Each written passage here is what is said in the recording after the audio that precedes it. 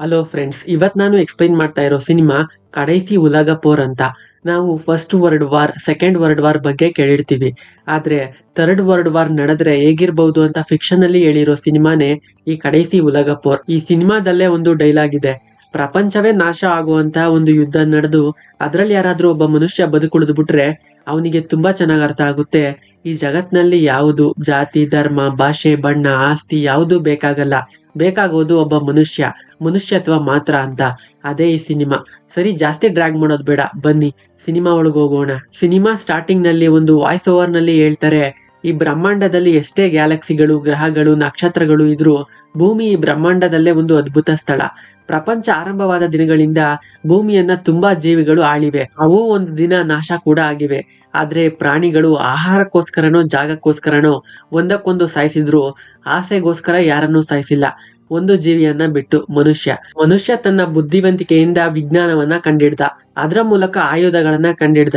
ಮನುಷ್ಯ ಕಂಡುಹಿಡಿದ ಆಯುಧದಲ್ಲೇ ಅತಿ ಅಪಾಯಕಾರಿ ಆಯುಧ ಅಣುಗುಂಡು, ಬಾಂಬ್. ಎರಡೇ ಎರಡು ಬಾಂಬ್ ಸೆಕೆಂಡ್ ವರ್ಲ್ಡ್ ವಾರ್ನೇ ಮುಗಿಸ್ತು.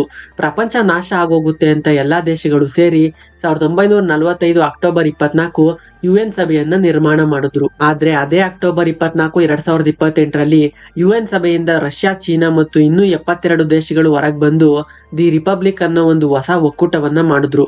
ಇಂಡಿಯಾ ಸುತ್ತಮುತ್ತ ಇರೋ ದೇಶಗಳು ದಿ ರಿಪಬ್ಲಿಕ್ ಒಕ್ಕೂಟಕ್ಕೆ ಸೇರಿದ್ವು. ಸೇರದೇ ಇರೋ ದೇಶಗಳಿಗೆ ಆರ್ಥಿಕ ತಡೆಯನ್ನ ಹಾಕಿದ್ರು. ಇಂಡಿಯಾ ಕೂಡ ಸೇರದೇ ಇರೋದ್ರಿಂದ ಅರಬ್, ರಷ್ಯಾ ದೇಶಗಳು ಕ್ರೂಡ್ ಆಯಿಲ್ ಸಪ್ಲೈನ ಸ್ಟಾಪ್ ಮಾಡಿದ್ರು. ಬರೀ 6 ತಿಂಗಳಲ್ಲೇ ವರ್ಲ್ಡ್ ಎಕಾನಮಿ ಕ್ರಾಶ್ ಆಯ್ತು. ಪ್ರಪಂಚವೇ 2 ಭಾಗ ಆಯ್ತು ಅಂತ ಸ್ಟಾರ್ಟ್ ಆಗುತ್ತೆ. ತಮಿಳುನಾಡು CM GM ರಾಜೇಂದ್ರನ್ ಅವರಿಗೆ ಹಾರ್ಟ್ ಅಟ್ಯಾಕ್ ಆಗಿದೆ. ಮನೆಗ್ ಡಾಕ್ಟರ್ ಬಂದು ಟ್ರೀಟ್ಮೆಂಟ್ ಕೊಡ್ತಾ ಇದ್ದಾರೆ. GM ರಾಜೇಂದ್ರನ್ಗೆ ವಯಸ್ಸಾಗಿದೆ, ಸಾಲ್ದು ಅಂತ ಇದು 3ನೇ ಸಾರಿ ಬರ್ತಾ ಇರೋ ಹಾರ್ಟ್ ಅಟ್ಯಾಕ್. ಇನ್ನು ಎಷ್ಟು ದಿನ ಬದುಕ್ತಾರೋ ಗೊತ್ತಿಲ್ಲ.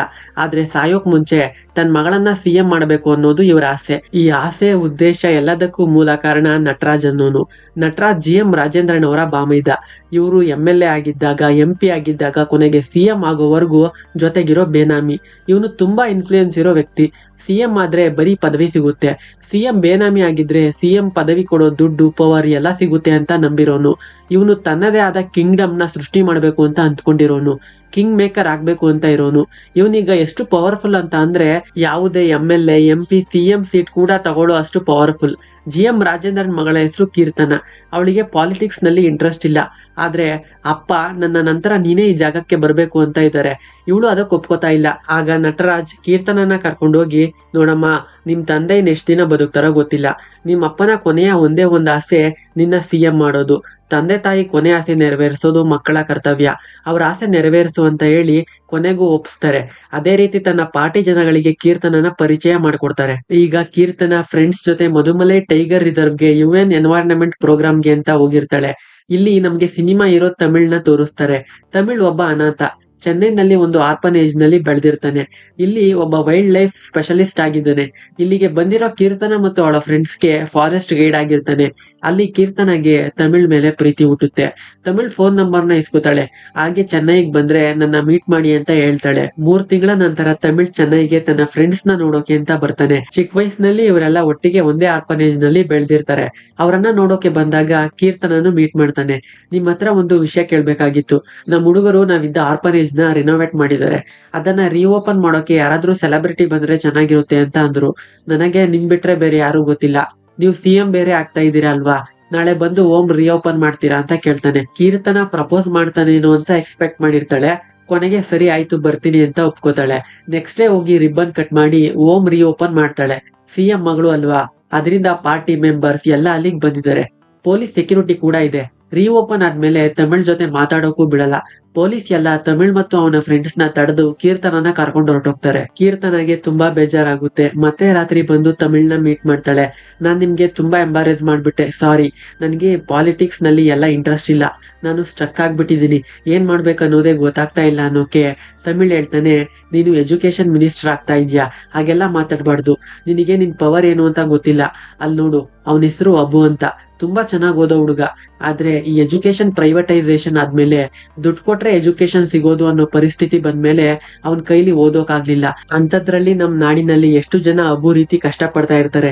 ನೀನ್ ಮನಸ್ ಮಾಡಿದ್ರೆ ನ್ಯೂ ಎಜುಕೇಶನ್ ಪಾಲಿಸಿ ತಂದು ಎಲ್ಲಾ ಬಡ ಮಕ್ಕಳಿಗೂ ಎಜುಕೇಶನ್ ಕೊಡ್ಬಹುದು. ನಾನು ನೋಡಿರೋ ಪರ್ಸನ್ಸ್ ನಲ್ಲಿ ನೀನು ತುಂಬಾ ಇಂಟೆಲಿಜೆಂಟ್ ಇದ್ಯಾ, ನಿನ್ ಕೈಲಿ ಆಗುತ್ತೆ ಮಾಡು ಅಂತ ಎಂಕರೇಜ್ ಮಾಡ್ತಾನೆ. ಅದೇ ರೀತಿ ಬೈ ಎಲೆಕ್ಷನ್ ನಲ್ಲಿ ಕೀರ್ತನ ಗೆದ್ದು MLA ಆದ್ಮೇಲೆ ಫ್ರೀ ಎಜುಕೇಶನ್ ನೀಡೋದಾಗಿ ಮೀಡಿಯಾ ಹತ್ರ ಹೇಳ್ತಾಳೆ. ಅದು ಇಂಡಿಯಾ ಪೂರ್ತಿ ಟ್ರೆಂಡಿಂಗ್ ಆಗುತ್ತೆ. ಈ ವಿಷಯ ತಿಳ್ಕೊಂಡು ನಟರಾಜ್, ಕೀರ್ತನ, ಮೀಡಿಯಾ ಹತ್ರ ಯಾಕಮ್ಮ ಫ್ರೀ ಎಜುಕೇಶನ್ ಪಾಲಿಸಿ ಬಗ್ಗೆ ಮಾತಾಡಿದ್ಯಾ? ನನ್ನ ಹತ್ರ ಒಂದ್ಸಾರಿ ಕೇಳ್ಬೇಕ್ ತಾನೆ. ನಾವೆಲ್ರಿಗೂ ಫ್ರೀ ಎಜುಕೇಶನ್ ಮಾಡೋಕ್ ಆಗಲ್ಲ. ನಮ್ ಪಾರ್ಟಿ ಮೆಂಬರ್ಸ್ ಅಲ್ಲಿ ಅರ್ಧ ಜನ ಪ್ರೈವೇಟ್ ಸ್ಕೂಲ್ ಕಾಲೇಜಸ್ ನ ನಡೆಸ್ತಾ ಇದ್ದಾರೆ. ನಾವು ಮೊದ್ಲು ಅವರನ್ನ ಸ್ಯಾಟಿಸ್ಫೈ ಮಾಡ್ಬೇಕು, ಆಮೇಲೆ ಈ ಪಬ್ಲಿಕ್ ಮಿಕ್ತವ್ರೆಲ್ಲ ಅಂತ ಹೇಳ್ತಾನೆ. ಆದ್ರೆ ಇದ್ರಲ್ಲಿ ಕೀರ್ತನೆಗೆ ಒಪ್ಪಿಗೆ ಇರಲ್ಲ. ನಟರಾಜ್ಗೆ ಕೀರ್ತನ ಮೇಲೆ ಸಂದೇಹ ಬರೋಕೆ ಸ್ಟಾರ್ಟ್ ಆಗುತ್ತೆ. ಇವಳಿಷ್ಟು ಬುದ್ಧಿವಂತೆ ಅಲ್ವಲ್ಲ, ಇವಳಿಗೆ ಹೇಗೆ ಈ ರೀತಿ ಎಲ್ಲ ಐಡಿಯಾ ಬಂತು? ಇವಳಿಂದ ಯಾರೋ ನಿಂತು ಇವಳಿಗೆ ಗೈಡ್ ಮಾಡ್ತಾ ಇರ್ಬೋದು, ಅದು ಯಾರು ಅಂತ ನನಗೆ ಗೊತ್ತಾಗ್ಬೇಕು ಅಂತ ತನ್ನ ಫ್ರೆಂಡ್ ಕಮಿಷನರ್ ಅಮುದನ್ ಹತ್ರ ಬಂದು, ಕೀರ್ತನ ಹಿಂದೆ ಯಾರೋ ಒಬ್ಬ ಇದ್ದಾನೆ, ಅವನನ್ನ ಹೇಗಾದ್ರೂ ಮಾಡಿ ಶಾಡೋ ಆಪರೇಷನ್ ಮಾಡಿ ಇಡಿ ಅಂತ ಹೇಳ್ತಾನೆ. ಇನ್ನೇನು ತಮಿಳ್ನ ಹಿಡಿಬೇಕು ಅನ್ನುವಾಗ ಒಂದು ದೊಡ್ಡ ಪ್ರಾಬ್ಲಮ್ ಬಂದ್ಬಿಡುತ್ತೆ. ಇಂಡಿಯಾ ರಿಪಬ್ಲಿಕ್ ಒಕ್ಕೂಟದಲ್ಲಿ ಸೇರದೆ ಇರೋದ್ರಿಂದ ರಷ್ಯಾ ಅರಬ್ ಕ್ರೂಡ್ ಆಯಿಲ್ ನ ಇಂಡಿಯಾಗೆ ಸಪ್ಲೈ ಮಾಡಲ್ಲ ಅಂತ ಹೇಳ್ಬಿಟ್ಟಿವೆ. ಇದರಿಂದ ಪೆಟ್ರೋಲ್ ಬೆಲೆ 500 ರೂಪಾಯಿ ಆಗುತ್ತೆ. ಈ ರೀತಿ ಬೆಲೆ ಜಾಸ್ತಿ ಆದ್ರೆ ಎಕಾನಮಿಕ್ ಕ್ರಾಶ್ ಆಗುತ್ತೆ, ಲೇಬರ್ ಸ್ಟ್ರೈಕ್, ಟ್ರಾನ್ಸ್ಪೋರ್ಟ್ ಸ್ಟ್ರೈಕ್ ಆಗುತ್ತೆ. ಅದರಿಂದ ಇದಕ್ಕೆಲ್ಲ ಇರೋ ಒಂದೇ ಒಂದ್ ದಾರಿ, ಇಲ್ಲಿಗಲ್ ಆಕ್ಟಿವಿಟಿಯಿಂದ ಸಂಪಾದನೆ ಮಾಡಿದ ಬ್ಲಾಕ್ ಮನಿನ ಪೊಲಿಟಿಷಿಯನ್ಸ್ ಫಾರಿನ್ ನಲ್ಲಿ ಯಾರಿಗೂ ಗೊತ್ತಾಗದೇ ಇರೋ ಹಾಗೆ ಇನ್ವೆಸ್ಟ್ ಮಾಡಿದ್ದಾರೆ. ಅದನ್ನ ಹುಡುಕಿ ಹೊರಗೆ ತೆಗೆದ್ರೆ ನಮ್ ಎಲ್ಲಾ ಪ್ರಾಬ್ಲಮ್ಸ್ಗೂ ಸೊಲ್ಯೂಷನ್ ಸಿಗುತ್ತೆ ಅಂತ union external minister mister Lodha home minister ಗೆ ಕನ್ವಿನ್ಸ್ ಮಾಡಿ CBIಗೆ ಕೇಸ್ ಒಪ್ಪಿಸ್ತಾರೆ. ಇದರಿಂದ ನಟರಾಜ್ಗೆ ತುಂಬಾ ದೊಡ್ಡ ಹೊಡೆತ ಬೀಳುತ್ತೆ.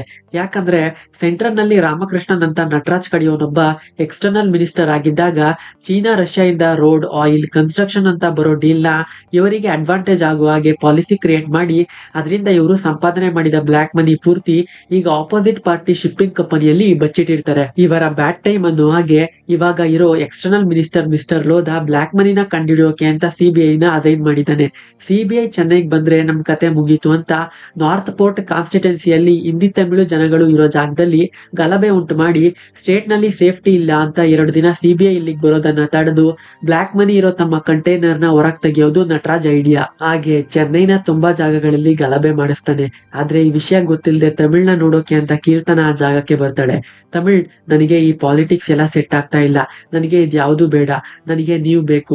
ಎಷ್ಟ್ ದಿನ ಅಂತ ನಾನು ವೇಟ್ ಮಾಡ್ಲಿ ಹೇಳಿ? ನನಗೆ ನೀವಂದ್ರೆ ಇಷ್ಟ, ಇನ್ನು ನಿಮ್ ಡಿಸಿಷನ್ ಅಂತ ಹೇಳ್ತಾಳೆ. ಆ ಸಮಯಕ್ಕೆ ಅಲ್ಲಿ ದೊಡ್ಡ ಗಲಭೆ ಉಂಟಾಗೋಗುತ್ತೆ. ಜನಗಳೆಲ್ಲ ತಮ್ಮನ್ನ ತಾವು ಕಾಪಾಡ್ಕೊಳ್ಳೋಕೆ ಅಂತ ಓಡ್ತಾ ಇದ್ದಾರೆ. ತಮಿಳ್ ಕೀರ್ತನನ ಕರ್ಕೊಂಡು ಓಡ್ತಾನೆ. ಒಂದು ಸೂಪರ್ ಮಾರ್ಕೆಟ್ ಒಳಗ್ ಬಂದು ಬಚ್ಚಿಟ್ಕೋತಾನೆ. ಆದ್ರೆ ಅಲ್ಲಿ 6-7 ಜನ ರೌಡಿಗಳು ತಮಿಳ್ಗೆ ಹೊಡೆದು ಕೀರ್ತನ ಮೇಲೆ ಅತ್ಯಾಚಾರ ಮಾಡೋ ಪ್ರಯತ್ನ ಪಡ್ತಾರೆ. ತಮಿಳ್ 4 ವರ್ಷ ಆಂಟಿ ಪೋಚಿಂಗ್ ಸ್ಕ್ವಾಡ್ ನಲ್ಲಿ ವೆಪನ್ ಟ್ರೈನಿ ಆಗಿರ್ತಾನೆ. ಅದ್ರಿಂದ ಈ ರೌಡಿಗಳನ್ನ ಹೊಡೆದು ಕೀರ್ತನನ್ನ ಕಾಪಾಡಿ ಕರ್ಕೊಂಡು ಹೋಗ್ತಾನೆ. ಆದ್ರೆ ಮುಂದೆ ಇದ್ದ ಒಂದು ಸಿಲಿಂಡರ್ ಲಾರಿ ಬ್ಲಾಸ್ಟ್ ಆಗೋಕೆ ಇಬ್ರು ಅನ್ಕಾನ್ಶಿಯಸ್ ಆಗಿ ಕೆಳಗ್ ಬೀಳ್ತಾರೆ. ಇವರನ್ನ ಕಾಪಾಡೋಕೆ ಬಂದ ತಮಿಳ್ ಫ್ರೆಂಡ್ ಫ್ರೆಡ್ಡಿನ ಪೊಲೀಸ್ ಶೂಟ್ ಮಾಡಿ ಸಾಯಿಸ್ತಾರೆ. ಕೀರ್ತನನ್ನ ಎತ್ಕೊಂಡು ಹೋಗ್ತಾರೆ. ನಟರಾಜ್ ಅಂದ್ಕೊಂಡ ಹಾಗೆ ಈ ಗಲಭೆಯಿಂದ CBI ಸ್ಟೇಟ್ ಒಳಗ್ ಬರೋಕಾಗಲ್ಲ. ಆದ್ರೆ ರಿಪಬ್ಲಿಕ್ ಪಡೆ ಇಂಡಿಯಾನ ತಮ್ಮ ಕಂಟ್ರೋಲ್ಗೆ ತಗೊಳ್ಳೋದಕ್ಕೆ ಟ್ರೈ ಮಾಡ್ತಾ ಇದೆ. ಸೌತ್ ಪೋರ್ಟ್ಸ್ ಮೇಲೆ ಅಟ್ಯಾಕ್ ಮಾಡೋಕೆ ಕಾಯ್ತಾ ಇವೆ. ಚೆನ್ನೈನಲ್ಲಿ ಗಲಭೆ ಆಗ್ತಾ ಇರೋ ಸ್ಥಳಗಳನ್ನ ಮಿಲಿಟರಿ ಕಂಟ್ರೋಲ್ಗೆ ತಗೊಳುತ್ತೆ. ಇದರ ಜೊತೆಗೆ ಆಪೋಸಿಟ್ ಪಾರ್ಟಿ ಲೀಡರ್ ನ ಮನಿ ಲಾಂಡ್ರಿಂಗ್ ಸ್ಕ್ಯಾಮ್ ನಲ್ಲಿ ಪೊಲೀಸ್ ಅರೆಸ್ಟ್ ಮಾಡಿ ಮಿಲಿಟರಿಗೆ ಹ್ಯಾಂಡ್ ಓವರ್ ಮಾಡ್ತಾರೆ. ಇವಾಗ ಎಲ್ಲಾ ಕಂಟ್ರೋಲ್ ಮಿಲಿಟರಿಯದ್ದಾಗಿರೋದ್ರಿಂದ ಪೋರ್ಟ್ ಇಂದ ಕಂಟೈನರ್ ನ ತೆಗಿಯೋಕ್ ಆಗ್ತಾ ಇಲ್ಲ ನಟರಾಜ್ಗೆ. ಅದರಿಂದ ಸೆಂಟ್ರಲ್ ರಾಮಕೃಷ್ಣನ್ಗೆ ಫೋನ್ ಮಾಡಿ ಸಹಾಯ ಕೇಳ್ತಾನೆ. ಈ ಕಡೆ ಕಮಿಷನರ್ ಕೀರ್ತನ ಹಿಂದೆ ಇದ್ದವನನ್ನ ಹಿಡಿದಾಯ್ತು. ಅವನ ಹೆಸರು ತಮಿಳ್ ಅಂತ. ಅವನೇ ಕೀರ್ತನಗೆ ಈ ರೀತಿ ಅಡ್ವೈಸ್ ಐಡಿಯಾ ಎಲ್ಲ ಕೊಟ್ಟಿರೋದು. ಕೀರ್ತನ UN ಎನ್ವೈರನ್ಮೆಂಟ್ ಪ್ರೋಗ್ರಾಮ್ಗೆ ಅಂತ ಹೋಗಿದ್ದಾಗ ಅಲ್ಲಿ ಇವನನ್ನ ಮೀಟ್ ಮಾಡಿದಾಳೆ. ಕೀರ್ತನ ತಮಿಳ್ನ ಲವ್ ಮಾಡ್ತಾ ಇರ್ಬೋದೇನೋ ಅನ್ನೋ ಸಂದೇಹ ಇದೆ ನನಗೆ ಅಂತ ನಟರಾಜ್ ಹೇಳ್ತಾನೆ. ಈಗ ತಮಿಳ್ ಯಾರ್ ಕಸ್ಟಡಿಯಲ್ಲಿ ಇದ್ದಾನೆ ಅಂತ ಕೇಳೋಕೆ ದಾಸ್ ಅನ್ನೋ ಇನ್ಸ್ಪೆಕ್ಟರ್ ಕಸ್ಟಡಿಯಲ್ಲಿ ಇದ್ದಾನೆ ಅಂತ ಗೊತ್ತಾಗುತ್ತೆ. ದಾಸ್ ತಮಿಳ್ನ, ನೀನು ಟೆರರಿಸ್ಟ್ ತಾನೆ, ಗಲಭೆ ನಡೆಯೋ ಜಾಗದಲ್ಲಿ ನೀನೇ ತಾನೇ ಬಾಂಬ್ ಹಾಕಿರೋದು ಅಂತ ಫೇಕ್ ಆಗಿ ಅರೆಸ್ಟ್ ಮಾಡಿದಾನೆ. ಇದರಿಂದ ತಮಿಳ್ ಫ್ರೆಂಡ್ಸ್ ಎಲ್ಲ ಪೊಲೀಸ್ ಸ್ಟೇಷನ್ ಮುಂದೆ ಹೋರಾಟ ಮಾಡ್ತಾ ಇದ್ದಾರೆ. ನಟರಾಜ್ಗೆ ಕೀರ್ತನ ತಮಿಳ್ನ ಲವ್ ಮಾಡ್ತಾ ಇದ್ದಾಳೆ ಅಂತ ಕನ್ಫರ್ಮ್ ಆದ್ಮೇಲೆ ಕಮಿಷನರ್ಗೆ ಅವನನ್ನ ಮುಗಿಸ್ಬಿಡಿ ಅಂತ ಹೇಳ್ತಾನೆ.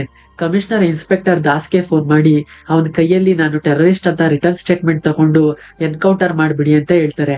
ಇಂಡಿಯಾ ಪೂರ್ತಿ ಸೆಂಟ್ರಲ್ ಎಮರ್ಜೆನ್ಸಿ ಡಿಕ್ಲೇರ್ ಮಾಡುತ್ತೆ. ಅದರಿಂದ complete control army take over ಮಾಡುತ್ತೆ. ಇದರ ಮಧ್ಯೆ ಮನಿ ಲಾಂಡ್ರಿಂಗ್ ಕೇಸ್ ನಲ್ಲಿ ಅರೆಸ್ಟ್ ಮಾಡಿದ ಆಪೋಸಿಟ್ ಪಾರ್ಟಿ ಲೀಡರ್ ನ ಆರ್ಮಿ ಫೋರ್ಸ್ ಗೆ ಹ್ಯಾಂಡ್ ಓವರ್ ಮಾಡೋಕೆ ಅವನ ಮೂಲಕ ಈ ಮನಿ ಲಾಂಡ್ರಿಂಗ್ ನಲ್ಲಿ ನಟರಾಜ್ ಕೂಡ ಇನ್ವಾಲ್ವ್ ಆಗಿರೋ ವಿಷಯ ಗೊತ್ತಾಗುತ್ತೆ. ಇದರಿಂದ ಪ್ರಭ್ಜೋತ್ ಸಿಂಗ್ ಮಿಲಿಟರಿ ಆಫೀಸರ್ ಪಾರ್ಟಿ ಆಫೀಸ್ಗೆ ಬಂದು ನಟರಾಜ್ನ ಅರೆಸ್ಟ್ ಮಾಡ್ತಾರೆ. ದಾಸ್ ತಮಿಳ್ ಫೇಸ್ ನ ಕವರ್ ಮಾಡ್ಕೊಂಡು ಸ್ಟೇಷನ್ ಎಕ್ಸಿಟ್ ಇಂದ ಕರ್ಕೊಂಡೋಗಿ ಎನ್ಕೌಂಟರ್ ಮಾಡೋಣ ಅಂತ ಅಂದ್ಕೊಂಡಿರ್ತಾನೆ. ಆದ್ರೆ ಅಲ್ಲಿಗೆ ಬಂದ ಮೇಜರ್ ರಮನ್ ಸಿಂಗ್ ಇವಾಗ ಮಿಲಿಟರಿ ಕಂಟ್ರೋಲ್ ನ ತಗೊಂಡಿದೆ. ಮಿಕ್ಕಿದ ಆಫೀಸರ್ಸ್ ಎಲ್ಲ ಎಲ್ಲಿ, ನೀವ್ಯಾಕೆ ಅವನನ್ನ ಕರ್ಕೊಂಡು ಎಕ್ಸಿಟ್ ಡೋರ್ ಮೂಲಕ ಎಲ್ಲಿಗೆ ಹೋಗ್ತಾ ಇದ್ದೀರಾ ಅಂತ ಕ್ವಶನ್ ಮಾಡೋಕೆ, ಸರ್ ಇವನೊಬ್ಬ ಅಕ್ಯೂಸ್ಡ್, ಸೇಫ್ಟಿಗೋಸ್ಕರ ಇಲ್ಲಿಂದ ಕರ್ಕೊಂಡು ಹೋಗ್ತಾ ಇದೀವಿ. ನಿನ್ನೆ ಮಾರ್ಕೆಟ್ ನಲ್ಲಿ ನಡೆದ ಬಾಂಬ್ ಬ್ಲಾಸ್ಟ್ ಗೆ ಇವನೇ ಕಾರಣ, ಇವನೊಬ್ಬ ಟೆರರಿಸ್ಟ್ ಇರಬಹುದು ಅನ್ನೋದು ನಮ್ಮ ಸಂದೇಹ ಅನ್ನೋಕೆ ರಮನ್ ಸಿಂಗ್ ಪ್ರಭ್ಜೋತ್ ಸಿಂಗ್ ಗೆ ಕಾಲ್ ಮಾಡಿ, ಸರ್ ಇಲ್ಲೊಬ್ಬ ಬಾಂಬ್ ಬ್ಲಾಸ್ಟ್ ನಲ್ಲಿ ಇನ್ವಾಲ್ವ್ ಆಗಿರೋ ಅಕ್ಯೂಸ್ಡ್ ಇದ್ದಾನೆ, ಏನ್ ಮಾಡೋದು ಅನ್ನೋಕೆ, ನಾನು ಎಲ್ಲ ಹೈ ಪ್ರೊಫೈಲ್ ಸಸ್ಪೆಕ್ಟ್ಸ್ ನ ಅರೆಸ್ಟ್ ಮಾಡಿ ವೆಲ್ಲಿಂಗ್ಟನ್ ಬೇಸ್ಗೆ ಕರ್ಕೊಂಡು ಹೋಗ್ತಾ ಇದ್ದೀನಿ, ಅವನನ್ನು ಅಲ್ಲಿಗೆ ಕರ್ಕೊಂಡ್ ಬಾ ಅಂತಾರೆ. ರಮನ್ ಸಿಂಗ್ ತಮಿಳ್ನ ಕಸ್ಟಡಿಗೆ ತಗೊಂಡು ವೆಲ್ಲಿಂಗ್ಟನ್ ಬೇಸ್ಗೆ ಕರ್ಕೊಂಡು ಹೋಗ್ತಾರೆ. ಈ ವಿಷಯ ಕಮಿಷನರ್ಗೆ ಗೊತ್ತಾಗುತ್ತೆ. ದಾಸ್ ಹೇಗಾದ್ರೂ ಮಾಡಿ ತಮಿಳ್ನ ಮಿಲಿಟರಿ ಕಸ್ಟಡಿಯಿಂದ ತಮ್ಮ ಕಸ್ಟಡಿಗೆ ತಗೋಬೇಕು ಅಂತ ವೆಲ್ಲಿಂಗ್ಟನ್ಗೆ ಬರ್ತಾನೆ. ರಿಪಬ್ಲಿಕ್ ಪಡೆ ಇಂಡಿಯಾನ ಅಕ್ವೈರ್ ಮಾಡ್ಬೇಕು ಅಂತ ಎಲ್ಲಾ ಕಡೆ ಬಾಂಬ್ ಹಾಕೋಕೆ ಸ್ಟಾರ್ಟ್ ಮಾಡ್ತಾರೆ. ಸಿಎಂ ಮತ್ತು ಕೀರ್ತನನ್ನ ಆರ್ಮಿ ಆಫೀಸರ್ಸ್ ಕಾಪಾಡಿ ಬಂಕರ್ಗೆ ಕರ್ಕೊಂಡು ಹೋಗ್ತಾರೆ. ಈ ಬಾಂಬ್ ಬ್ಲಾಸ್ಟ್ ನಲ್ಲಿ ಲಕ್ಷಕ್ಕೂ ಅಧಿಕ ಜನ ಸಾವಿಗೀಡಾಗ್ತಾರೆ. ವೆಲ್ಲಿಂಗ್ಟನ್ ನಲ್ಲಿ ಇದ್ದವರೆಲ್ಲ ಸಾವು ಬದುಕು ಅಂತ ತಮ್ಮ ಜೀವ ಉಳಿಸ್ಕೊಳ್ಳೋದಕ್ಕೆ ಅಂತ ಓಡ್ತಾ ಇದ್ದಾರೆ. ಅದ್ರಲ್ಲಿ ನಟರಾಜ್ ಕೂಡ ಒಬ್ಬ. ತನ್ನನ್ನ ಕಿಂಗ್ ಮೇಕರ್ ಅಂತ ಅಂದ್ಕೊಂಡಿದ್ದವನು ತನ್ನ ಜೀವಕ್ಕೆ ಒಂದು ಆಪತ್ತು ಅಂತ ಬಂದ್ರೆ ಏನೂ ಮಾಡೋಕ್ಕಾಗಲ್ಲ ಅಂತ ಅವನಿಗೆ ಅವತ್ತು ಅರ್ಥ ಆಗುತ್ತೆ. ಭಾರತ ಪೂರ್ತಿ ಬಾಂಬ್ ಹಾಕಿ ಎಲ್ಲವನ್ನ ನಾಶ ಮಾಡಿಬಿಡ್ತಾರೆ ಈ ರಿಪಬ್ಲಿಕ್ ಪಡೆ. ಇದರಿಂದ ಕಮ್ಯುನಿಕೇಶನ್ ನೆಟ್ವರ್ಕ್ ಬ್ಲಾಕ್ ಆಗೋಗುತ್ತೆ. ಭಾರತದ ಮಿಕ್ಕಿದ ಸ್ಟೇಟ್ಸ್ ಗಳಲ್ಲಿ ಏನ್ ನಡೀತಾ ಇದೆ ಅನ್ನೋದೇ ಯಾರಿಗೂ ಗೊತ್ತಾಗಲ್ಲ. ಸಿಗ್ನಲ್ ಇಲ್ದೆ, ಊಟ ಇಲ್ದೆ, ನೀರಿಲ್ದೆ, ರಕ್ಷಣೆ ಇಲ್ದೆ ಜನಗಳೆಲ್ಲ ಕಕ್ಕಾಬಿಕ್ಕಿ ಆಗ್ಬಿಟ್ಟಿದ್ದಾರೆ. ಆದ್ರೆ ಹೇಗೋ ಶ್ರೀಲಂಕಾದ ಮೂಲಕ ರಿಪಬ್ಲಿಕ್ ಪಡೆ ಚೆನ್ನೈಗೆ ನುಗ್ಗುತ್ತೆ. ಪ್ರಿಯಾಂಕಾ ಪೆರೈರಾ ಅನ್ನೋನು ಈ ಪಡೆಯ ನಾಯಕತ್ವ ವಹಿಸಿರ್ತಾನೆ. ಮೇಜರ್ ರಮನ್ ಸಿಂಗ್ ತಮ್ಮ ಯೂನಿಟ್ ಜೊತೆ ಒಂದೇ ಸ್ಥಳದಲ್ಲಿ 7 ದಿನ ಇದ್ದಾನೆ.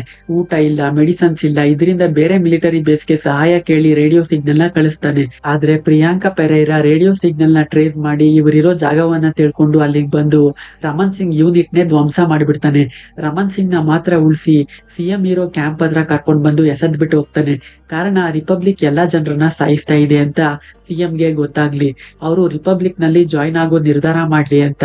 ಅದರಂತೆ ಮೇಜರ್ ರಮನ್ನ ನೋಡಿ ರಿಪಬ್ಲಿಕ್ ಒಕ್ಕೂಟದ ಬಗ್ಗೆ ತಿಳ್ಕೊಂಡು ಸಿಎಂ, ಇನ್ನೂ ನಾವು ಅವ್ರ ಜೊತೆ ಫೈಟ್ ಮಾಡೋಕ್ಕಾಗಲ್ಲ, ನಮ್ ಜನಗಳ ಬಗ್ಗೆ ಕೂಡ ಯೋಚನೆ ಮಾಡ್ಬೇಕು ನಾವು ಅಂತ ರಿಪಬ್ಲಿಕ್ ನಲ್ಲಿ ಸೇರೋಕೆ ಒಪ್ಕೋತಾರೆ. ಪ್ರಿಯಾಂಕಾ ಪೆರೈರಾ ಮೇಲೆ ಇಬ್ರು ಇರ್ತಾರೆ. ಜನರಲ್ ಝೋ ಒಬ್ರು, ಚೂ ಕ್ವಾಯ್ ಶೆಂಗ್ ಅನ್ನೋ ಅವರ ಅಡ್ವೈಸರ್ ಒಬ್ರು. ಇವ್ರು ಏನ್ ಹೇಳ್ತಾರೋ ಅದ್ರಂತೆ ಕೇಳ್ತಾ ಇರ್ತಾನೆ ಪ್ರಿಯಾಂಕಾ ಪೆರೈರಾ. ಸಿಎಂ ರಿಪಬ್ಲಿಕ್ ಜೊತೆ ಕೈ ಜೋಡಿಸ್ತಾ ಇದ್ದಂತೆ ಎಲ್ರೂ ರಿಪಬ್ಲಿಕ್ ಫ್ಲಾಗ್ ಗೆ ಸಲ್ಯೂಟ್ ಮಾಡ್ತಾರೆ. ಇಲ್ಲಿರೋ ಜನಗಳನ್ನೆಲ್ಲ ಹೌಸಿಂಗ್ ಝೋನ್ ಅನ್ನೋ ಹೆಸರಿನಲ್ಲಿ ಕೂಡಾಕ್ತಾರೆ. ಕೋಆಪರೇಟ್ ಮಾಡದೇ ಇದ್ದವರನ್ನ ಟಾರ್ಚರ್ ಚೇಂಬರ್ ಗೆ ಕರ್ಕೊಂಡೋಗಿ ಟಾರ್ಚರ್ ಮಾಡ್ತಾ ಇರ್ತಾರೆ. ಇದೆಲ್ಲ ಸಿಎಂ ಮುಂದೆನೆ ನಡೆದ್ರು ಏನು ಮಾಡೋಕಾಗದೆ ನಿಶಕ್ತರಾಗಿದ್ದಾರೆ. ಇಷ್ಟೆಲ್ಲ ನಾಡಿನಲ್ಲಿ ನಡೀತಾ ಇದೆ. ಆದ್ರೆ ಕಾಡಿನಲ್ಲಿ ನಾವು ಸ್ವಲ್ಪ ಜನ ಕ್ಯಾಂಪ್ ಹಾಕೊಂಡು ಸೇಫ್ ಆಗಿರೋದನ್ನ ನೋಡ್ತೀವಿ. ಇವರನ್ನೆಲ್ಲ ಇಲ್ಲಿ ಕರ್ಕೊಂಡ್ ಬಂದು ಸೇವ್ ಮಾಡಿರೋದು ತಮಿಳ್. ಆ ದಿನ ಬಾಂಬ್ ಬ್ಲಾಸ್ಟ್ ಆದ್ಮೇಲೆ ಅಲ್ಲಿದ್ದ army officers, police officers, common people ಎಲ್ಲರನ್ನೂ ಕಾಡಿಗೆ ಕರ್ಕೊಂಡ್ ಬಂದಿದ್ದಾನೆ. ಕಾಡಿನ ಬಗ್ಗೆ ಅವನಿಗೆ ಹೇಗೋ ಚೆನ್ನಾಗೇ ಗೊತ್ತಿರೋದ್ರಿಂದ ಇಲ್ಲಿ ಸರ್ವೈವ್ ಆಗೋದು ಅಷ್ಟೇನು ಕಷ್ಟ ಆಗಲ್ಲ ತಮಿಳ್ಗೆ. ಇರೋದ್ರಲ್ಲಿ ಎಲ್ರು ಹಂಚ್ಕೊಂಡು ಬದುಕ್ತಾ ಇದ್ದಾರೆ. ಈ ಕ್ಯಾಂಪ್ ನಲ್ಲಿ ನಟರಾಜ್ ಕೂಡ ಇದ್ದಾನೆ. ಅವತ್ತು ಬಾಂಬ್ ಬ್ಲಾಸ್ಟ್ ಆದಾಗ ಕೋಮಾಗೋದವನು ಕೋಮಾಯಿಂದ ಇವತ್ತು ಹೊರಗಡೆ ಬರ್ತಾನೆ. ಇಲ್ಲಿನ ಸಿಚುವೇಶನ್ ಬಗ್ಗೆ ತಿಳ್ಕೊತಾನೆ. ತಾನು ಈಗ ಉಸಿರಾಡ್ತಾ ಇದ್ದೀನಿ ಅಂದ್ರೆ ಅದಕ್ಕೆ ಕಾರಣ ತಮಿಳೇ ಅಂತ ತಿಳ್ಕೊತಾನೆ. ಇಲ್ಲಿರೋ ಜನಗಳೆಲ್ಲ ಜಾತಿ, ಧರ್ಮ, ಮತ, ಭಾಷೆ ಎಲ್ಲವನ್ನ ಮರೆತು ಒಂದಾಗಿದ್ದಾರೆ. ಎಲ್ರೂ ತಮಿಳ್ನ ದೇವರ ರೀತಿ ನೋಡ್ತಾ ಇದ್ದಾರೆ. ತನ್ನನ್ನ ನಂಬಿ ಬಂದವರಿಗೆ ತಮಿಳ್ ಇಲ್ಲಿ ಆಶ್ರಯ ಕೊಡ್ತಾ ಇದ್ದಾನೆ. ಯಾರು ಕ್ಯಾಂಪ್ ಬಿಟ್ಟು ಹೊರಗಡೆ ಹೋಗ್ಬಾರ್ದು ಅಂತ ತಮಿಳ್ ಎಲ್ರಿಗೂ ತಿಳಿಸಿದ್ದಾನೆ. ಇದನ್ನೆಲ್ಲ ನೋಡಿದ ನಟರಾಜ್ಗೆ ನಾನೊಬ್ಬ ಕಿಂಗ್ ಮೇಕರ್ ಅನ್ನೋ ಅಹಂಕಾರ ಮಾತ್ರ ಇನ್ನೂ ಕಡಿಮೆ ಆಗಿಲ್ಲ. ಕಿಂಗ್ ಮೇಕರ್ ರೂಲ್ ಮಾಡ್ತಾನೆ ಹೊರತು ರೂಲ್ ನ ಫಾಲೋ ಮಾಡಲ್ಲ ಅಂತ ಆ ಜಾಗವನ್ನ ತನ್ನ ಕಂಟ್ರೋಲ್ಗೆ ತಗೋಬೇಕು ಅಂತ ಅಲ್ಲಿರೋ ಜನಗಳಿಗೆ ತಮಿಳ್ ಬಗ್ಗೆ ಇಲ್ಲ ಸಲ್ಲದನ್ನ ಹೇಳಿ ಅವನ್ ಮೇಲೆ ಜಗಳ ಮಾಡೋ ಹಾಗೆ ಪ್ರೇರೇಪಿಸ್ತಾನೆ. ಆದ್ರೆ ಜನಗಳಿಗೆ ಗೊತ್ತು ತಮಿಳ್ ಎಂತವನು ಅಂತ. ಅದರಿಂದ ನಟರಾಜ್ ಬಲೆಗೆ ಯಾರು ಬೀಳಲ್ಲ. ಇಷ್ಟಾದ್ರೂ ನಿನಗೆ ಇನ್ನೂ ಬುದ್ಧಿ ಬಂದಿಲ್ಲ ಅಲ್ವಾ ಅಂತ ಕ್ಯಾಂಪಿಂದ ಹೊರಗಾಕೋಕ್ ನೋಡ್ತಾರೆ. ಆದ್ರೆ ತಮಿಳ್ ಜನಗಳನ್ನ ತಳಿತಾನೆ. ಅವ್ರೇನೋ ಗೊತ್ತಿಲ್ಲದೆ ಮಾಡ್ಬಿಟ್ರು, ಕ್ಷಮಿಸ್ಬಿಡಿ ಅಂತ. ಊಟ ಕೂಡ ಕೊಡಲ್ಲ ಯಾರು. ನಟರಾಜ್ಗೆ ಹೊಟ್ಟೆ ಹಶ್ವಾಗ್ತಾ ಇದೆ. ಒಬ್ರು ಪ್ರೆಗ್ನೆಂಟ್ ಲೇಡಿ ತಗೊಳ್ಳಿ ಅಣ್ಣ ಅಂತ ಸ್ವಲ್ಪ ಊಟ ತಂದು ಕೊಡ್ತಾರೆ. ತಕ್ಷಣ ಆ ಊಟವನ್ನ ಇಸ್ಕೊಂಡು ತಿಂತಾನೆ. ಇದೆಲ್ಲ ಮುಗಿಲಿ, ನಿನಗೆ ಚಿನ್ನದ ಚೈನು, ನಕ್ಲೆಸ್ ಎಲ್ಲ ಕೊಡ್ತೀನಿ ತಂಗಿ ಅಂತಾನೆ. ಅದಕ್ಕೆ ಅವರು, ನನ್ಗೆ ಯಾಕಣ್ಣ ಅದೆಲ್ಲ, ನನ್ ಗಂಡನನ್ನು ಸಾಯಿಸ್ಬಿಟ್ರು, ನಾನ್ ಮಗುವನ್ನ ಚೆನ್ನಾಗಿ ನೋಡ್ಕೊಂಡ್ರೆ ಸಾಕು ಅಣ್ಣ ಅನ್ನೋಕೆ ನೀನೇನು ತಲೆ ಕೆಡ್ಸ್ಕೊಬೇಡ ತಂಗಿ, ನಿನ್ ಮಗುವನ್ನ ನಾನ್ ಚೆನ್ನಾಗಿ ಬೆಳೆಸ್ತೀನಿ ಅಂತ ಹೇಳ್ತಾನೆ. ಸ್ವಲ್ಪ ದಿನಗಳ ನಂತರ ಆ ಲೇಡಿಗೆ ಗಂಡು ಮಗು ಆಗುತ್ತೆ. ಆದ್ರೆ ಅವ್ರು ಸತ್ತೋಗ್ತಾರೆ. ಈ ಕಾಡಿನಲ್ಲಿ ಇಂತಹ ಪರಿಸ್ಥಿತಿಯಲ್ಲಿ ಈ ಮಗುಗೆ ಯಾರು ರೆಸ್ಪಾನ್ಸಿಬಿಲಿಟಿ ಅಂತ ಯೋಚನೆ ಮಾಡ್ಬೇಕಾದ್ರೆ ನಾನು ಆ ಮಗು ರೆಸ್ಪಾನ್ಸಿಬಿಲಿಟಿ ತಗೋತೀನಿ ಅಂತ ನಟರಾಜ್ ಮುಂದೆ ಬರ್ತಾನೆ. ಮೊದಲು ಜನಗಳು ಯಾರು ಇದಕ್ಕೆ ಒಪ್ಕೊಳ್ಳೋದಿಲ್ಲ. ನಂತರ ತಮಿಳ್, ಬನ್ನಿ ಸರ್ ಅಂತ ಆ ಮಗುವನ್ನ ನಟರಾಜ್ ಕೈಯಲ್ಲಿ ಕೊಡ್ತಾನೆ. ಆ ಮಗುವನ್ನ ನೋಡ್ತಾ ಇದ್ದಂತೆ ನಟರಾಜ್ಗೆ ತನ್ನ ತಪ್ಪುಗಳ ಅರಿವಾಗುತ್ತೆ. ಒಬ್ಬ ಒಳ್ಳೆಯ ಮನುಷ್ಯನಾಗಿ ಬದಲಾಗ್ತಾನೆ. ಜನರಲ್ ಝೋ ಹತ್ರ ಒಂದು ಸೂಟ್ ಕೇಸ್ ಇದೆ. ಅದರಲ್ಲಿ ಇರೋ ಬಟನ್ ನ ಪ್ರೆಸ್ ಮಾಡಿದ್ರೆ ಸಾಕು, ಮಿಸೈಲ್ ಲಾಂಚ್ ಆಗಿ ಹೌಸಿಂಗ್ ಝೋನ್ ಬ್ಲಾಸ್ಟ್ ಆಗಿ ಅಲ್ಲಿರೋ ಜನಗಳೆಲ್ಲ ಸತ್ತೋಗ್ತಾರೆ.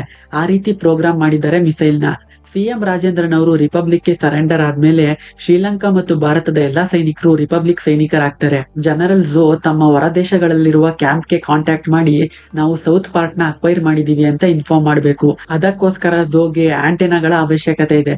ಅದರಿಂದ ಕೋಟಗಿರಿ ಅನ್ನೋ ಜಾಗದಲ್ಲಿ ಬಾಕ್ಸೈಟ್ ಮೈನಿಂಗ್ ಇದೆ. ಬಾಕ್ಸೈಟ್ ಮೂಲಕ ಅಲ್ಯೂಮಿನಿಯಂ ಸಿಗುತ್ತೆ. ಅಲ್ಯೂಮಿನಿಯಂ ಮೂಲಕ ಆಂಟೆನಾಗಳನ್ನ ಮಾಡಬಹುದು ಅಂತ ಪ್ರಿಯಾಂಕಾ ಪೆರೈರಾ ನಾಯಕತ್ವದಲ್ಲಿ ಇಲ್ಲಿಂದ ಜನಗಳನ್ನ ಕೋಟಗಿರಿ ಮೈನ್ಗೆ ಕಳುಹಿಸ್ಕೊಡ್ತಾನೆ. ಕೋಟಗಿರಿ ಕಡೆಗೆ ಟ್ರಕ್ಸ್ ಹೋಗ್ತಾ ಇರೋದನ್ನ ಗಮನಿಸಿದ ಮೇಜರ್ ಪ್ರಭ್ಜೋತ್ ಸಿಂಗ್ ತಮಿಳ್ನ ಕರೆದು ತೋರಿಸ್ತಾನೆ. ಈ ಕಡೆ ಎಲ್ಲಿಗೆ ಹೋಗ್ತಾ ಇದ್ದಾರೆ ಅಂತ ಯೋಚನೆ ಮಾಡ್ಬೇಕಾದ್ರೆ ನಟರಾಜ್ ಹೇಳ್ತಾನೆ, ಅಲ್ಲೊಂದು ಮೈನ್ ಇದೆ, ಅಲ್ಲಿಗೆ ಹೋಗ್ತಾ ಇರಬಹುದು ಅಂತ. ತಮಿಳ್ಗೆ ಅವರು ಮೈನಿಂಗ್ ಯಾಕೆ ಮಾಡ್ಬೇಕು, ಅಲ್ಲಿ ಸಿಗೋ ಅಲ್ಯೂಮಿನಿಯಂ ಅವರಿಗೆ ಯಾಕೆ ಬೇಕು ಅಂತ ಮೊದಲು ಅರ್ಥ ಆಗಲ್ಲ. ಅದಕ್ ನಟರಾಜ್ ಇಲ್ಲೇ ಎತ್ಕೊಂಡು ಯೋಚನೆ ಮಾಡೋದ್ರಿಂದ ಏನು ಪ್ರಯೋಜನ ಇಲ್ಲ, ನಾನಲ್ಲಿಗೆ ಹೋಗಿ ಏನ್ ಮಾಡ್ತಾ ಇದ್ದಾರೆ ಅಂತ ನೋಡ್ತೀನಿ ಅಂತ ಹೇಳ್ತಾನೆ. ಜನಗಳೆಲ್ಲ ಇದಕ್ಕೆ ಮೊದಲು ಒಪ್ಕೊಳ್ಳಲ್ಲ. ಅಲ್ಲಿಗೆ ಹೋಗಿ ಅವರಿಗೆ ನಾವಿರೋ ಜಾಗ ತೋರಿಸ್ಬಿಟ್ರಿ ಅಂತ. ಆದ್ರೆ ತಮಿಳ್ ನಟರಾಜ್ನ ನಂಬಿ ನೀವ್ ಹೋಗಿ ಅಲ್ಲೇನ್ ಮಾಡ್ತಾ ಇದಾರೆ ನೋಡ್ಕೊಂಡ್ ಬಂದು ಹೇಳಿ ಅಂತ ಕಳುಹಿಸ್ಕೊಡ್ತಾನೆ. ನಟರಾಜ್ ಕಾಡಿನ ದಾರಿಯಲ್ಲಿ ಹೋಗಿ ಮೈನಿಂಗ್ ಹೋಗ್ತಾ ಇದ್ದ ಜನಗಳ ಜೊತೆ ಸೇರ್ತಾನೆ. ಅಲ್ಲಿ ಜನಗಳನ್ನ ಪ್ರಾಣಿಗಳ ರೀತಿ ದುಡಿಸ್ಕೊತಾ ಇರ್ತಾರೆ. ವಯಸ್ಸಾದವರು, ಗಾಯ ಆದವ್ರನ್ನ ಸುರಂಗದೊಳಗ್ ತಳ್ಳಿ ಇವರಿಂದ ನಮ್ಗಿನ್ನು ಯಾವುದೇ ಉಪಯೋಗ ಇಲ್ಲ ಅಂತ ಸುಟ್ಟಾಕ್ ಬಿಡ್ತಾ ಇರ್ತಾರೆ. ರಾತ್ರಿ ಆದ್ಮೇಲೆ ಜನಗಳನ್ನ ಹೌಸಿಂಗ್ ಝೋನ್ಗೆ ಕರ್ಕೊಂಡ್ ಬಂದು ಬಿಡ್ತಾರೆ. ಹೌಸಿಂಗ್ ಝೋನ್ ನಲ್ಲಿ ನಟರಾಜ್ ರಿಷಿ ಅನ್ನೋನ್ನ ನೋಡ್ತಾನೆ. ರಿಷಿ ಒಬ್ಬ ಸಿನಿಮಾ ಹೀರೋ. ಇವನನ್ನ ಹಾಕೊಂಡು ನಟರಾಜ್ ತಮ್ಮ ಬ್ಯಾನರ್ ನಲ್ಲಿ ತುಂಬಾ ಸಿನಿಮಾಗಳನ್ನ ಪ್ರೊಡ್ಯೂಸ್ ಮಾಡಿದಾನೆ. ಅಂತವನು ಇಲ್ಲಿ ಇವತ್ತು ಕ್ಲೀನರ್ ಆಗಿದ್ದಾನೆ. ಆದ್ರೆ ನಟರಾಜ್ನ ನೋಡ್ತಾ ಇದ್ದಂತೆ ಅಮುದು ಹತ್ರ ಹೋಗಿ ನಟರಾಜ್ ಬಗ್ಗೆ ಹೇಳ್ತಾನೆ. ಆದ್ರೆ ಇವರಿಬ್ರು ಫ್ರೆಂಡ್ಸ್ ಅಂತ ಅವನಿಗೆ ಗೊತ್ತಿರಲ್ಲ. ಅಮುದು ರಿಪಬ್ಲಿಕ್ ಸೋಲ್ಜರ್ಸ್ಗೆ ಹೆಡ್ ಆಗಿ ಕೆಲಸ ಮಾಡ್ತಾ ಇರ್ತಾನೆ ಇಲ್ಲಿ. ನಟರಾಜ್ ಅಮುದುನ ಮೀಟ್ ಮಾಡಿ ಬಾವಾ ಕೀರ್ತನ ಎಲ್ಲ ಸೇಫ್ ಆಗಿದಾರ ಅಂತ ಕೇಳ್ತಾನೆ. ಅಮುದು ಹೌದು ಎಲ್ಲ ಸೇಫ್ ಆಗಿದ್ದಾರೆ, ಏನು ಯೋಚನೆ ಮಾಡ್ಬೇಕಾಗಿಲ್ಲ ಅಂತ ಹೇಳ್ತಾರೆ. ನೀನು ನನಗ್ ಸಹಾಯ ಮಾಡ್ಬೇಕು, ಮಾಡಿದ್ರೆ ನಾವೆಲ್ಲ ಇಲ್ಲಿಂದ ತಪ್ಪಿಸ್ಕೊಳ್ಬಹುದು ಅಂತ ಹೇಳ್ತಾನೆ. ಅದಕ್ಕೆ ಅಮುದು ಕೂಡ ಒಪ್ಕೋತಾನೆ. ರಿಷಿ ನಾನು ನಿಮ್ ಜೊತೆ ಇರ್ತೀನಿ ಅಂತ ನಟರಾಜ್ ಜೊತೆ ಕೈ ಜೋಡಿಸ್ತಾನೆ. ಮೈನಿಂಗ್ ನಲ್ಲಿ ಮೇಜರ್ ರಮನ್ ಸಿಂಗ್ ನ ನೋಡಿ ನೀವು ಇಂಡಿಯನ್ ಆರ್ಮಿ ಅಲ್ವಾ ಅಂತ ಮೇಜರ್ ಪ್ರಭ್ಜೋತ್ ಸಿಂಗ್ ಹೇಳಿದ ಪ್ಲಾನ್ ನ ರಮನ್ಗೆ ತಿಳಿಸ್ತಾರೆ. ಅದರಂತೆ ರಮನ್ ಕಂಟ್ರೋಲ್ ರೂಮ್ ಇಂದ ಹೌಸಿಂಗ್ ಝೋನ್ ಬ್ಲೂ ಪ್ರಿಂಟ್ ನ ತಂದು ರಿಷಿ ಕೊಡೋಕೆ ರಿಷಿ ಕ್ಲೀನ್ ಮಾಡೋ ಹಾಗೆ ಹೋಗಿ ಬ್ಲೂ ಪ್ರಿಂಟ್ ನ ನಟರಾಜ್ಗೆ ಕೊಡ್ತಾನೆ.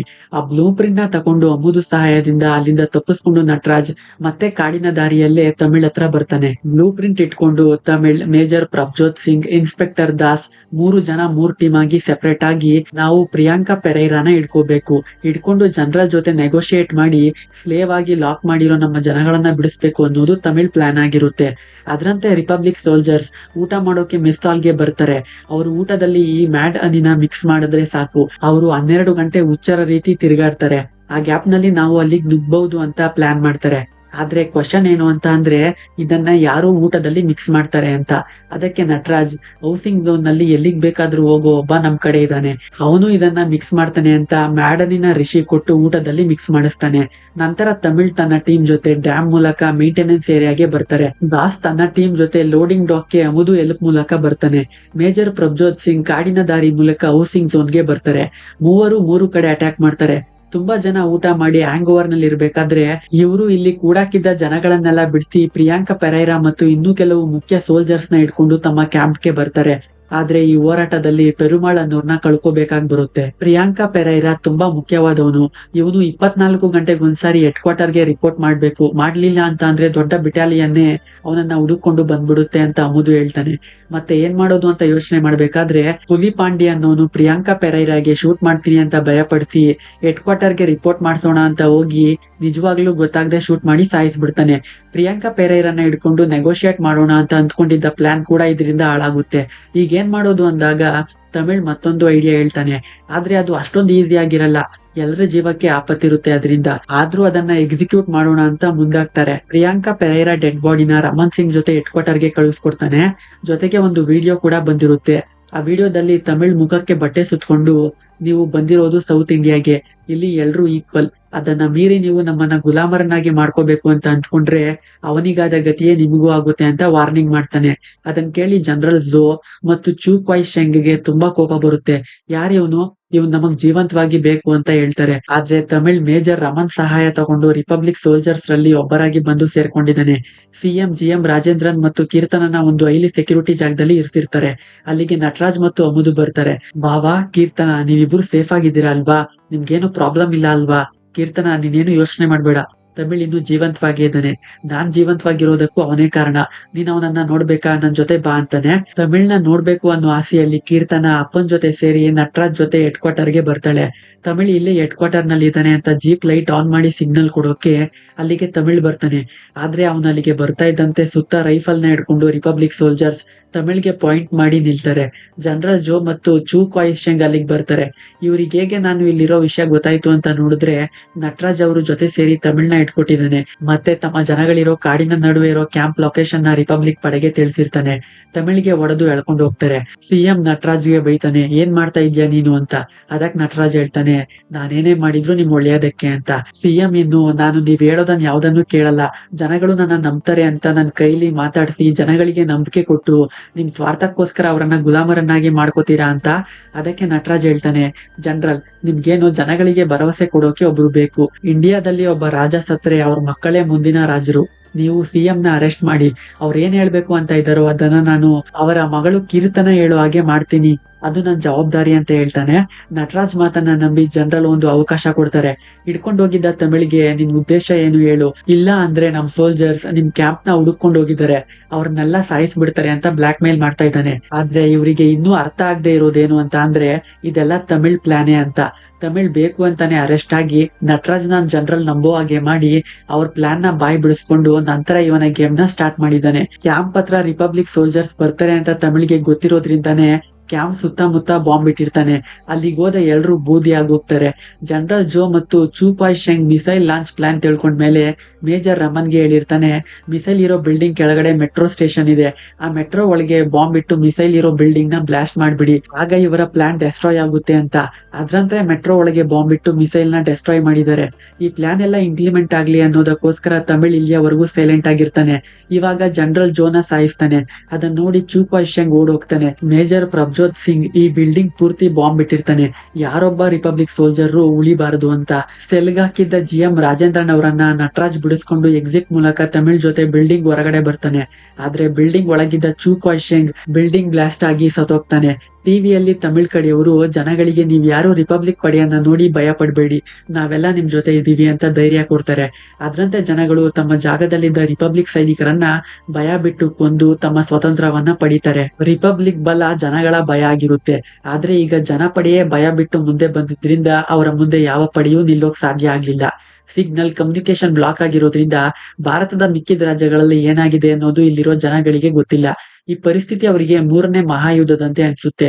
ಎಲ್ರಿಗೂ ಏನೋ ಒಂದ್ ರೀತಿ ಆನಂದ, ನಮ್ಗೆ ಬಂದಿದ್ದ ಕಷ್ಟದಿಂದ ಪಾರಾದ್ವಲ್ಲ ಅಂತ. ತಮಿಳ್ನ ಪ್ರೀತಿ ಮಾಡ್ತಾ ಇದ್ದ ಕೀರ್ತನ ತಮಿಳ್ನ ನೋಡಿ ಓಡ್ ಬಂದು ಹಗ್ ಮಾಡ್ತಾಳೆ. ಆಗ ನಟರಾಜ್ ಅಂದ್ಕೋತಾನೆ, ಈ ರೀತಿ ಪ್ರಪಂಚವೇ ನಾಶ ಆಗುವಂತ ಒಂದು ಯುದ್ಧ ನಡೆದು ಅದ್ರಲ್ಲಿ ಉಳಿಯೋ ಕೊನೆ ಮನುಷ್ಯನಿಗೆ ಅರ್ಥ ಆಗುತ್ತೆ, ತನಗೆ ಜಾತಿ, ಮತ, ಭಾಷೆ, ಬಣ್ಣ, ಆಸ್ತಿ ಯಾವುದೋ ಅವಶ್ಯಕತೆಗೆ ಬರಲ್ಲ ಮತ್ತೊಬ್ಬ ಮನುಷ್ಯನನ್ನ ಬಿಟ್ಟು. ಮನುಷ್ಯನಿಗೆ ಮನುಷ್ಯತ್ವ ತುಂಬಾ ಮುಖ್ಯ. ಮನುಷ್ಯತ್ವ ಜೀವಂತವಾಗಿರೋವರೆಗೂ ಮನುಷ್ಯ ಜೀವಂತವಾಗಿರ್ತಾನೆ ಅಂತ. ಅಲ್ಲಿಗೆ ಸಿನಿಮಾ ಕೂಡ ಎಂಡ್ ಆಗುತ್ತೆ. ಇದೇ ರೀತಿ ಸಿನಿಮಾ ಎಕ್ಸ್ಪ್ಲನೇಷನ್ಗೆ ನಮ್ಮ ಚಾನೆಲ್ ನ ಸಬ್ಸ್ಕ್ರೈಬ್ ಮಾಡ್ಕೊಳ್ಳೋದನ್ನ ಮರಿಬೇಡಿ.